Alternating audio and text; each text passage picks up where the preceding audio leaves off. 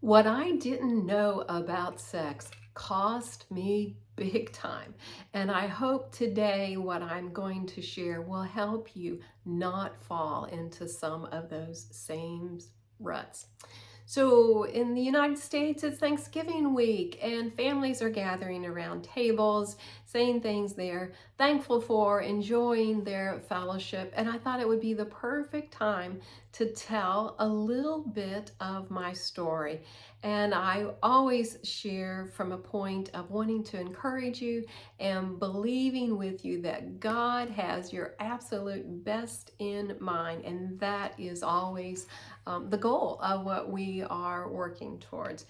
So, what did I not know about sex that caused such a big problem for me? So, first of all, if you don't own your voice, you will never be authentic or fully present to enjoy, hey, sexual intimacy, but basically anything, right? And in my childhood, in my first marriage, it just didn't seem like it was a safe place for me to really express myself, my thoughts, my feelings, my needs. You know, how do you voice your preferences, your opinions? And I just was kind of that good girl, paste the smile on, just keep on going. And yeah, none of that really worked, even though I kept doing it, even though it seemed to follow some of the Christian messages about dying to self and putting others first. Ooh, I know that's a big ouch.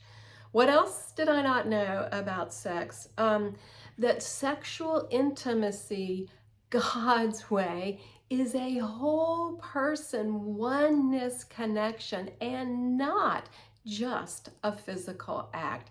So I have to point fingers a lot of places about this. I'm not big at pointing fingers, it's just a part of my story. I didn't get a whole image from the church, from the Christian community about what sexual intimacy was supposed to be. You know, it was very warped.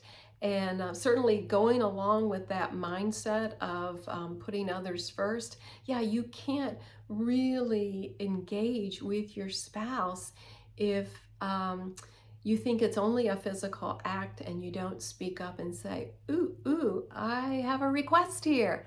So that worked against me so significantly. And then the third thing that I didn't know about sex was that pornography cannot be tolerated because it's scripturally compared to adultery, and it is abusive because it is using an outside source and replacing the spouse, and it is an alternative to true intimacy. So it just absolutely reduces the dignity of the spouse. You know, both sides, but certainly the spouse that it's done to, they are suffering. And that was my story. You know, I didn't have my voice. I had wrong information about what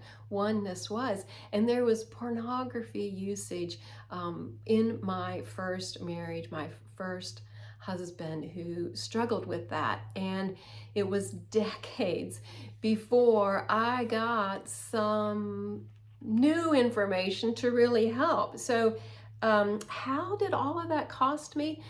I was just a shell of a person. I shut down. I didn't take risks because I didn't think I was going to be received. I anticipated rejection and I got rejection. I always felt like I wasn't good enough. And then the weird thing was there was this tug of war inside of me. They say that they love me, but this doesn't feel like love. I couldn't put my finger on it because it went against some core beliefs that I had. So as I said, I was a bit of a mess.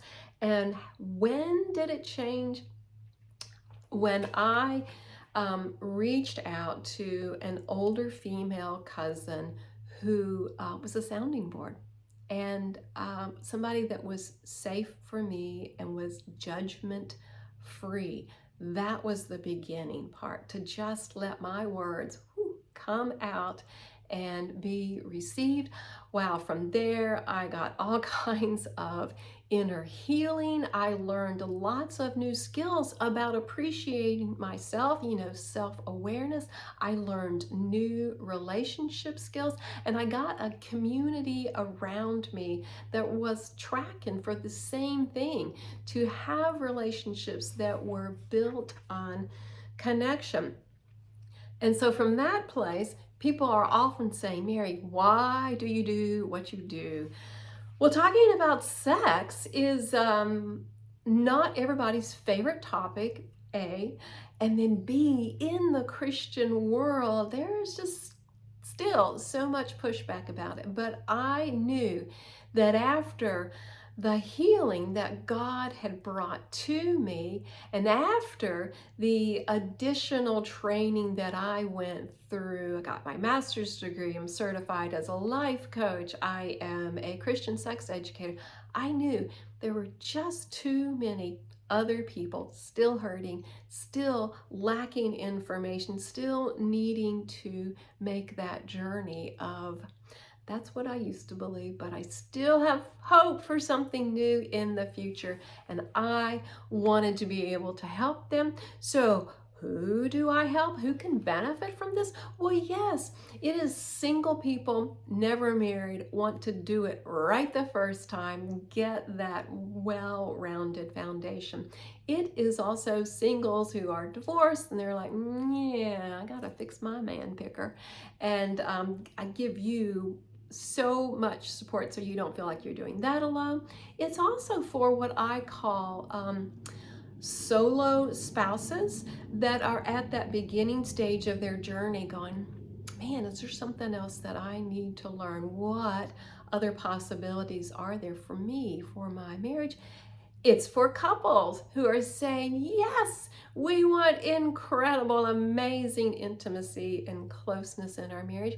It's also for leaders who are going to say, I know so much hurt is going on and I want to get trained so that I can walk with people and just change the world by having healthy intimacy.